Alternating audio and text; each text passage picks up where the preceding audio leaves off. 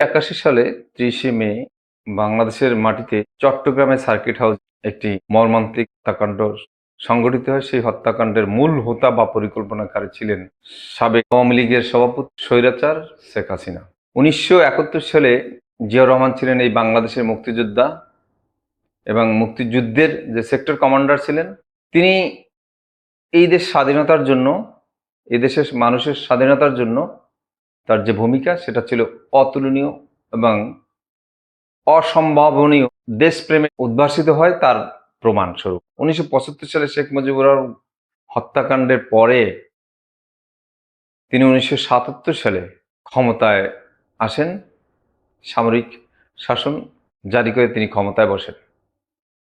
কিন্তু তিনি এই দুর্ভাগ্যময় সময়ে যদি এই দেশের ভবিষ্যৎ এবং দেশের অবস্থান, দেশের যে দেউলিত্যের জন্য না হয় তার জন্য তিনি এই সামরিক শাসন জারি করতে বাধ্য হন এবং দেশটাকে স্থিতিশীল রাখার জন্য তিনি সকল প্রচেষ্টা করে রাষ্ট্রটাকে স্থিতিশীল করার জন্য সকল পরিকল্পনা বাস্তবায়নের দিকে তিনি অগ্রসর হন। তিনি কয়েক বছর ক্ষমতায় থাকার পর তিনি একটি গণতান্ত্রিক রাষ্ট্র পরিচালনার জন্য একটি হ্যাঁ ভোট এবং না ভোট চালু করেন। সেখানে হ্যাঁ ভোটে জয়যুক্ত হলে সেই গণতন্ত্রের দিকে তিনি ধাবিত হন এবং গণতন্ত্র দাপিত হওয়ার পরে তিনি চিন্তা করলেন যে বাংলাদেশের মানুষের একটি রাজনৈতিক অধিকার হিসেবে বাংলাদেশের মানুষের যে রাজনৈতিক অধিকার, সেই অধিকার প্রতিষ্ঠার লক্ষ্যে তিনি সবাইকে রাজনীতি করার জন্য সুযোগ দেন।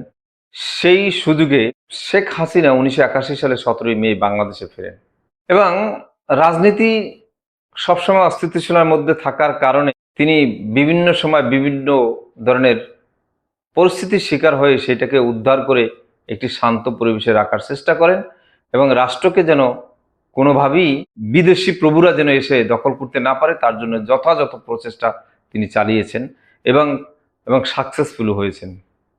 দুর্ভাগ্যের বিষয়, যখন তিনি শেখ হাসিনাকে আনলেন, তিনি শেখ হাসিনা 1981 সালের 17 মে বাংলাদেশে ফিরেই তিনি নেতাকর্মীদের কল করলেন। কল করে তিনি তার বাসাতে ডেকে বললেন, এই জিয়া সেই জিয়া নয়। তখন অনেক নেতারাই প্রশ্ন করলেন যে কোন জিয়া সে? তখন বললেন যে এই স্বাধীনতার ঘোষকের জিয়া বলা যাবে না, তোমরা শুধু বলে যাও এই জিয়া সেই জিয়া নয়, মানুষের যেটা বলবে সেটাই বিশ্বাস করবে। 23শে মে এবং 24শে মে তিনি শওকত আলীকে তিনি বললেন যে তুমি মঞ্জু সাহেবের সাথে কথা বলে জিয়াউর রহমানকে হত্যা করার পরিকল্পনা করেন। টিএসসির একটি তৃতীয় তলের কনফারেন্স রুমে বা হলে, কনফারেন্স রুমে, সেখানে তারা মিটিং করেন 23 এবং 24 তারিখে। 24 তারিখে সিদ্ধান্ত হয়। তখন ফোনে ছিলেন শেখ হাসিনা, তার সাথে কথাও বলেছেন। কথা বলে পরামর্শ করে তখন শওকত আলী বললেন আজ থেকে যে কোনো সময় জিয়াউর রহমানকে হত্যা করা হবে। সেই হত্যার নকশা, নীল নকশার প্রধান এই হুকুমটা দিয়েছিল কে? তখন ওই মিটিংয়ের যারা ছিলেন তার মধ্যে ছিলেন 71-এর আওয়ামীপন্থী মুক্তিযোদ্ধা এবং 75-এ বঙ্গবন্ধু হত্যার পরে যারা এই দেশে বঙ্গবন্ধুর ইমেজ ফিরিয়ে নিতে চাইছে, তার মধ্যে বঙ্গবীর কাদের সিদ্দিকী, সাথে সহযোগী যারা ছিলেন তারাও ছিলেন ওই মিটিংয়ে।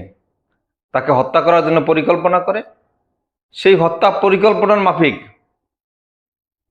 তারা যখন প্রশ্ন করলেন যে এই হত্যা করার নির্দেশনাকে, তখন বললেন শেখ হাসিনা। এবং এই হত্যার পরিকল্পনার পরে যে সহযোগিতা করেছেন তিনি হলেন এইচ.এম. এরশাদ, বাস্তবায়নের জন্য সহযোগিতা করে। তখন বলা হয়েছিল শেখ হাসিনা পরিকল্পনা করত। কখন? এখানে কি দেশে এসেই তিনি কি এই পরিকল্পনা বাস্তবায়ন করার জন্য বলছেন? তখন বললেন না, তিনি ভারতে থাকতেই তিনি এই পরিকল্পনা বাস্তবায়ন করার চেষ্টা করেন। শওকত আলী সাহেব আওয়ামী লীগের প্রেসিডিয়াম সদস্য ছিলেন এবং তিনি আওয়ামী লীগের এমপি ছিলেন। জিয়াউর রহমানকে হত্যা করা হলো। সেখানে যারা হত্যা করবে চট্টগ্রামে থাকবে মঞ্জু সাহেব, আর ঢাকায় থাকবেন মেজর শওকত আলী এবং মেজর শওকত আলীর। এবং চট্টগ্রামে মঞ্জুর ওখান থেকে অস্ত্রশস্ত্র যারা সেনাবাহিনীতে ছিলেন, এই সেনাবাহিনীর কর্মকর্তাদের অস্ত্রশস্ত্র ঢাকায় এনে এখানে রেডিও টেলিভিশন সব দখল করবেন এবং তারা একটা ভয়ঙ্কর যুদ্ধের দিকে দাপিত হবে এবং যেই যুদ্ধে সেনাবাহিনীর মধ্যেই দুটি অংশ থাকবে, সেই অংশ দুটির মধ্যে জিয়াউর রহমানের পন্থী একটা অংশ থাকবে, আর একটা অংশ থাকবে মঞ্জুর।